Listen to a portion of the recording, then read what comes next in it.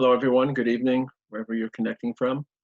Before I continue, those who want to take a fast tomorrow, so depending on where you're listening, I assume most people are listening overseas in which you haven't yet daven mincha. I daven mincha already, but if you want to fast tomorrow, whether it's a tainus regila or a tainus shos, if you feel you're not strong enough, obviously anyone who has any symptoms or weakness, or even if you feel like you're a poor faster, because this is basically a flu, and you need your strength in order to maintain your health and your immunity. So if you have any pre-existing condition or you're a weak faster, you should not be fasting tomorrow whatsoever. I spoke in an earlier shir.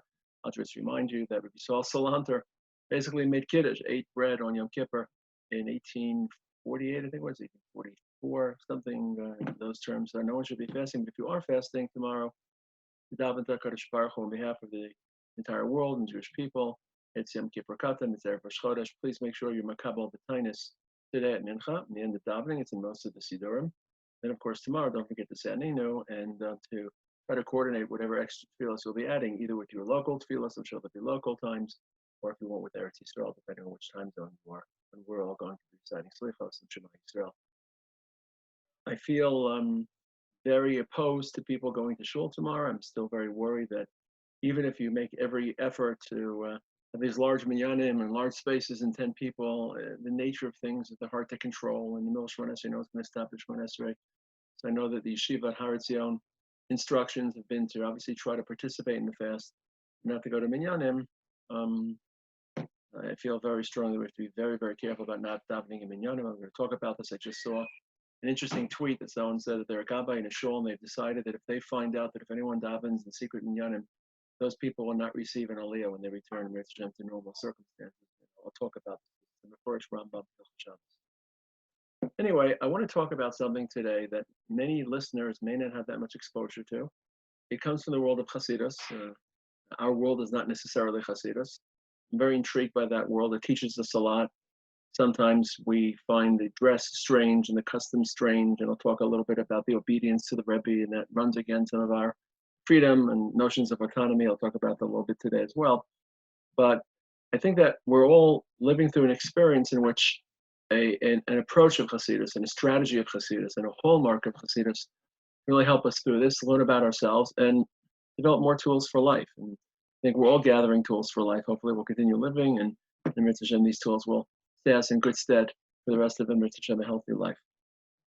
But in order to explain the concept in Chassidus I want to speak about tonight, the nature of hitbatlus, which doesn't really have, or hisbatlus, which doesn't really have a very clear English definition or translation. I would say self-abnegation, self-annihilation, self-elimination, which you completely remove yourself. Let me just take a step back. Chassidus is based on Kabbalah, and Kabbalah explores the interface between HaKadosh Baruch Hu and human beings. Human beings are mortal, human beings are limited, we can't understand Hashem. And that's where rationalists stop. We can't understand Hashem, and we know there's a gap between HaKadosh Baruch Hu and our ability to comprehend. And in that gap is what I call the Yiras Shamayim gap. Yiras Shamayim isn't fear. Yiras Shamayim is awe, distance, unknowability, knowing that you can't understand HaKadosh Baruch Hu, so you accept your limits. Kabbalah tries to say, well, how does HaKadosh Baruch Hu make his way down from his presence into everything we have in our world? And where is his presence in this world? So Chassidus is based in large measure upon Kabbalah. And in Chassidus, taking from Kabbalah, there is a notion called Ein Od Milvado.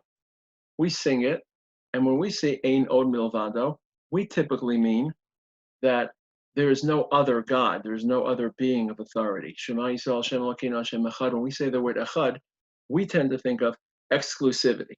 There is no other being. Mi kamocha b'olam Hashem, mi kamocha nedar b'kodesh. But in Kabbalah, Ein Od Milvado doesn't just mean there's no other being of authority, but there is no life, there is no reality in the absence of HaKadosh Baruch Hu. HaKadosh Baruch Hu continues to infuse certainly life and all of there's no reality outside of Hashem. Hashem is a makom shalom, just like your space right now is your reality. You're in a particular space. There's no reality without HaKadosh Baruch Hu. And one second, let me just ask my son to stop playing piano. 1 second, please.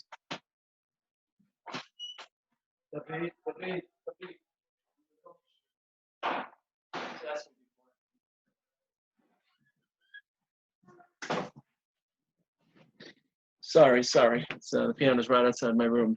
And in Chassidus and in Kabbalah, there is no reality outside of HaKadosh Baruch Hu. And another aspect, which is less important for this year, is that Echad also means that Hashem is integrated. Hashem is not like our world, which is divided, which is partitioned, which has sections.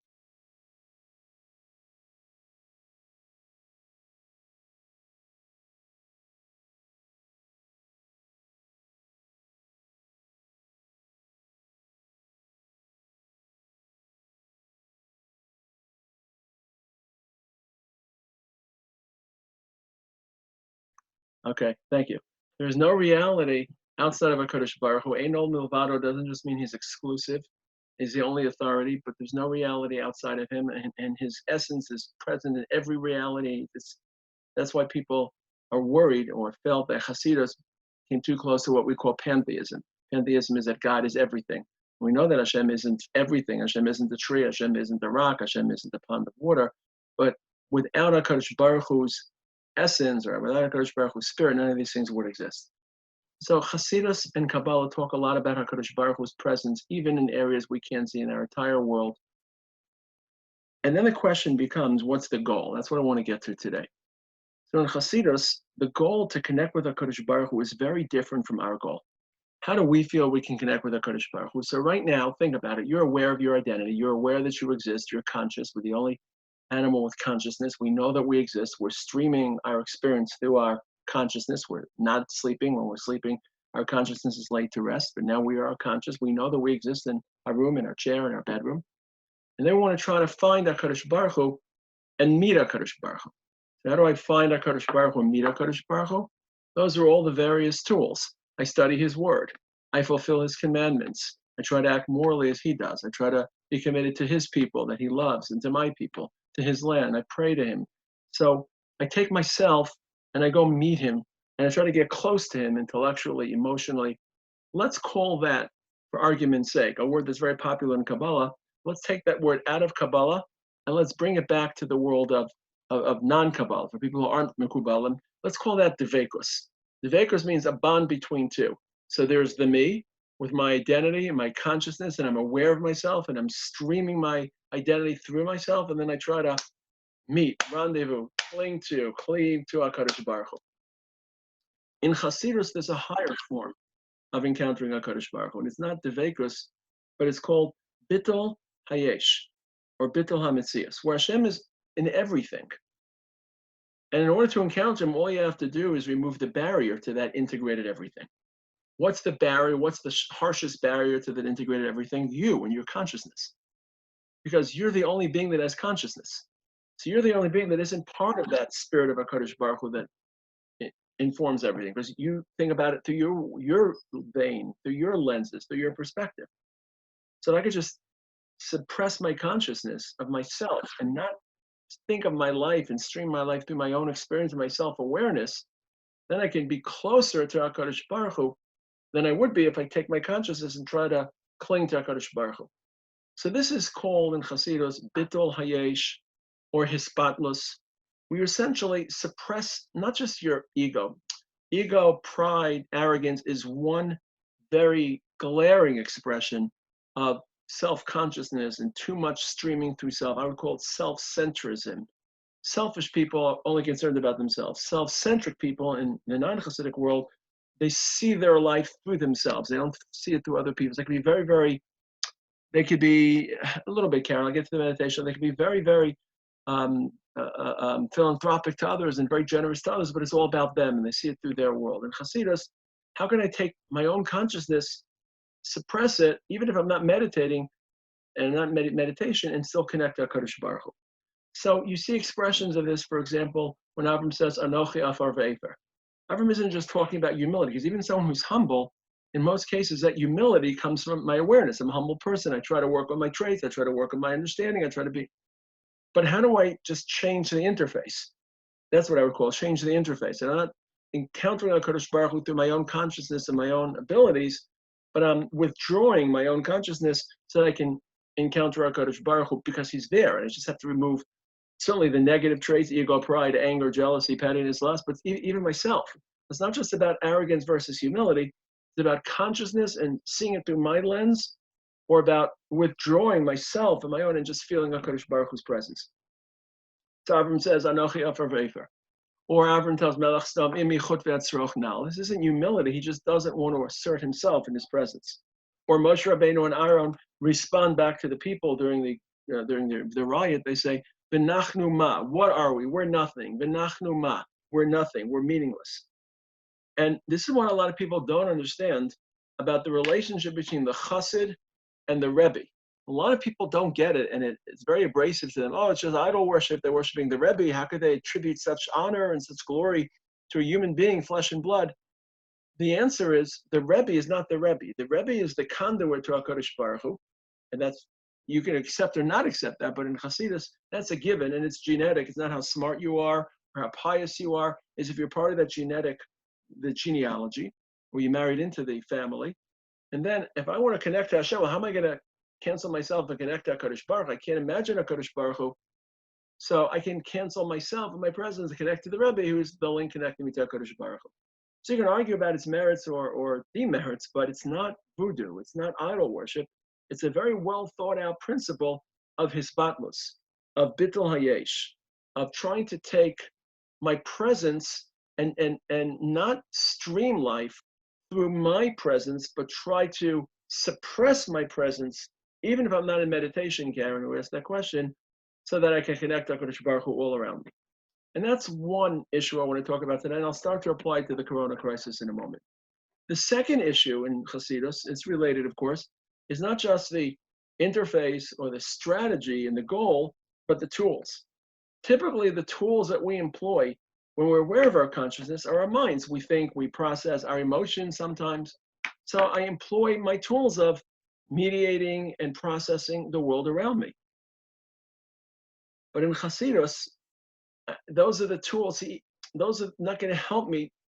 In fact, they'll just aggravate the situation because I'll be too aware of myself because I'm employing my own tools. So I have to just submit. It's more submission to a reality, to an enforced reality, or to be an ebed, not to be a ben. Or as, of course, in celebrating Chassidus, that's really the glory of nasa v'nishma, of submission, of recognizing you won't understand and therefore don't even bother to understand and just submit to the reality. For example, let's say you think about life and then you read Paraduma and you realize you can't understand Paraduma, so you just submit.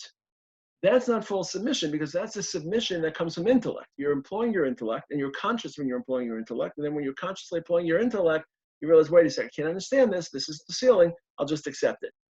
That's not full hisbatlos because it's still a proactive arrival at non-understanding, as opposed to just saying, I'm not even going to make that effort. I'm just going to submit myself or immerse myself in this without even trying to understand something.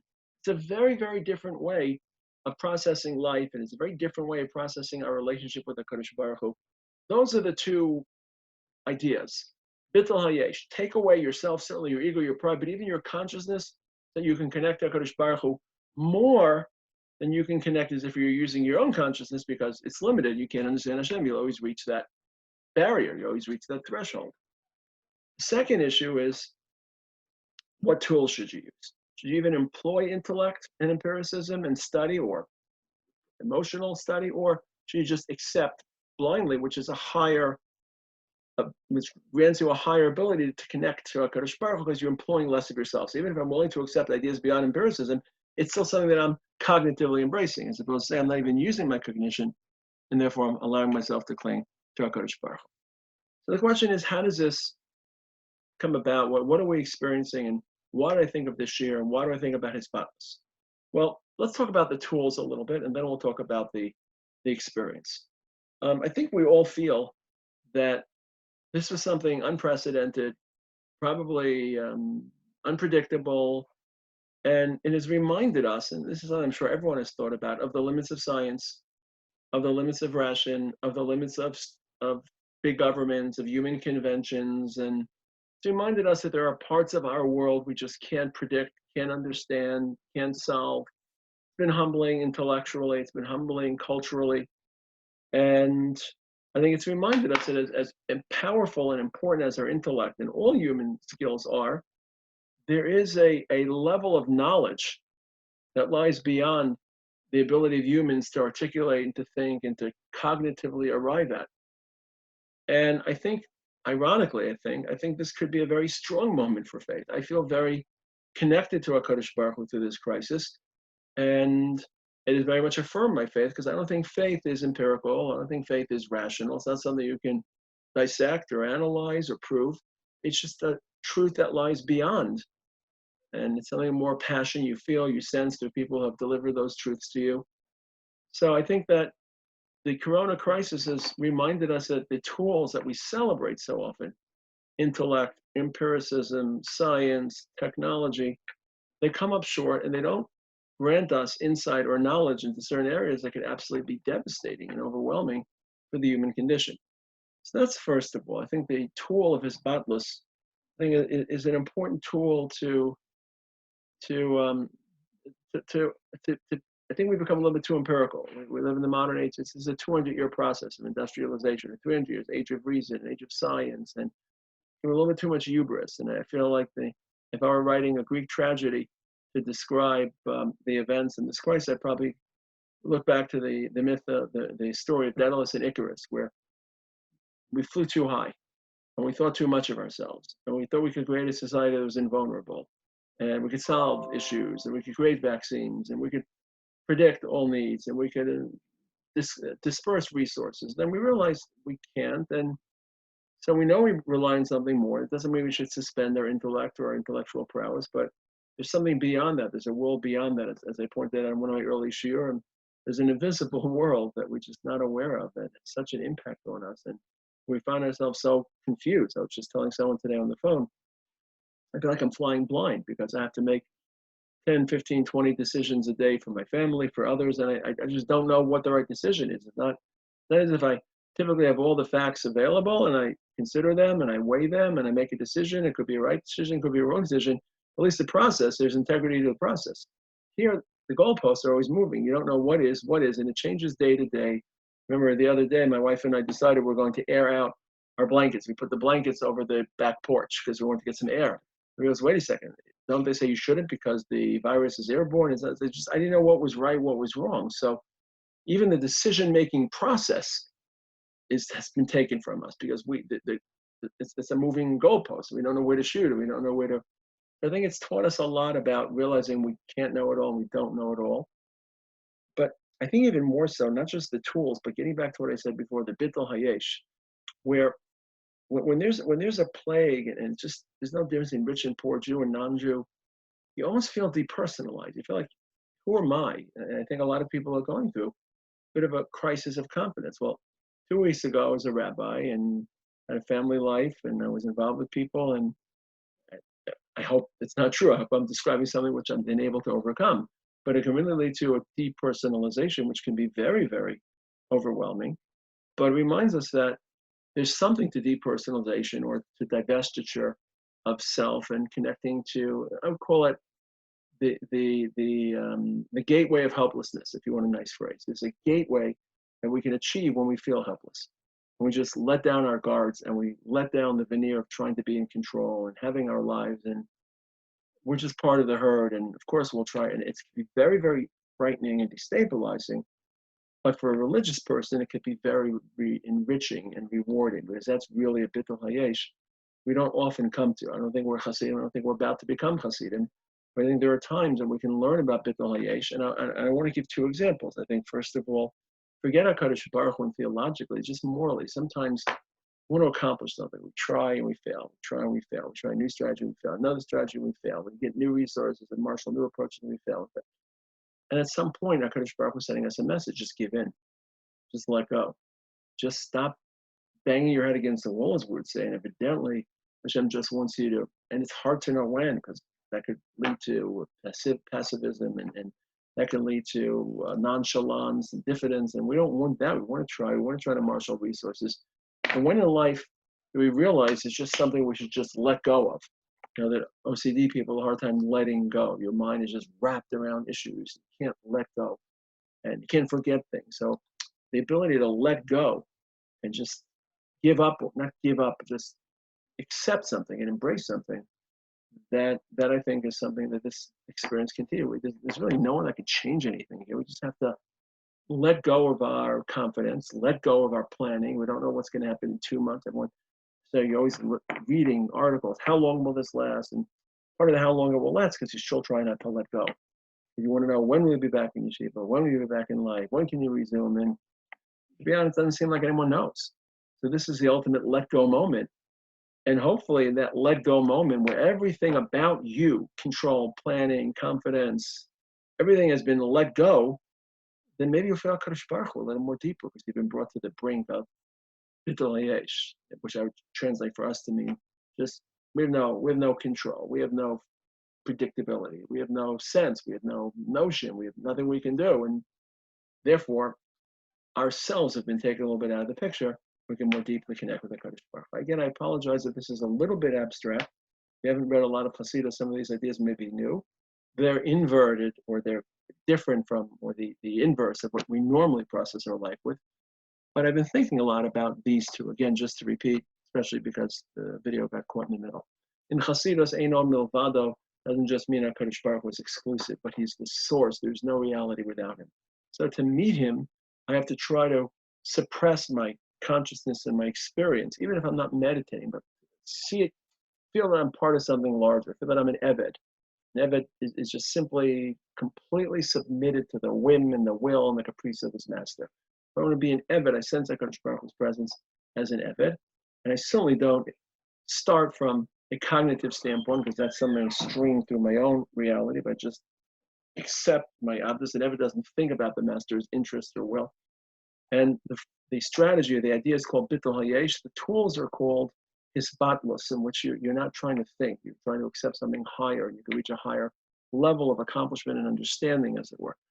And I think in the coronavirus, we've learned the limits of intellectual tools, but more importantly, we feel a bit helpless. And something, I'm going to say this a strange way, something very cathartic religiously to feel helpless. It's destabilizing, but if you really deep down into yourself, you can really find a Kadosh Baruch Hu through that route. Think about Moshe Rabbeinu in the Nikras Hatzur. And you know, Moshe in that little hole when a Kadosh Baruch Hu passes and a Kadosh Baruch Hu covers him, Misakosi Eskapi Alecha, Moshe knows if he picks his head out, he dies. So he just has no resource. He just has to sit there vulnerable and let a Kadosh Baruch Hu, that's what we would say, direct the events. I was thinking of something equivalent. Once asked Rav Lichtenstein to define Emunah for us. And he said, Emunah, he wasn't talking about hisbatlus because he didn't quote Chassidus too often, but it's a very similar feeling that imagine you're falling down this bottomless pit all the way to the core of the earth. It's dark, it's hot, it's scary, and there's nothing to hold on to. There's no ledges, there's no protrusions, there's nothing to grasp onto. The only thing that's holding you is the hand of HaKadosh Baruch Hu that's holding you from falling into the abyss. So I think a lot of us can reach that feeling that there's really very little we can do. And whether we'll be on this side of the table or that side of the table, statistically, obviously we have to try our best. We have to make our ishtadlus. But the numbers people are talking about and the way people are describing this and the acceleration that we're witnessing, it's HaKadosh Baruch Hu's decision. And at that point, you may find him in a way that we don't typically find him. Okay? Again, I apologize about the internet dropping. We're having bandwidth issues all over our lunch. We're not exactly a Microsoft hub of data. But, okay, everyone. So, Yasher Koach, Emir Hashem, and I will see you tomorrow, Bezrat Hashem.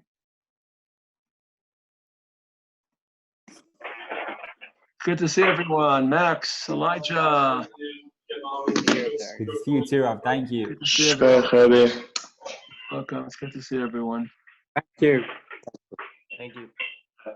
I'm giving a share tonight from Mizrahi at 10 o'clock if anyone wants to listen to it about body and soul. Mizrahi in UK? No, World Mizrahi. I'll post it on my Facebook. Can you put it on your group? Some of us aren't brilliant on Facebook. Sure. I'll put it in the groups also. Sure. Okay. Thank you.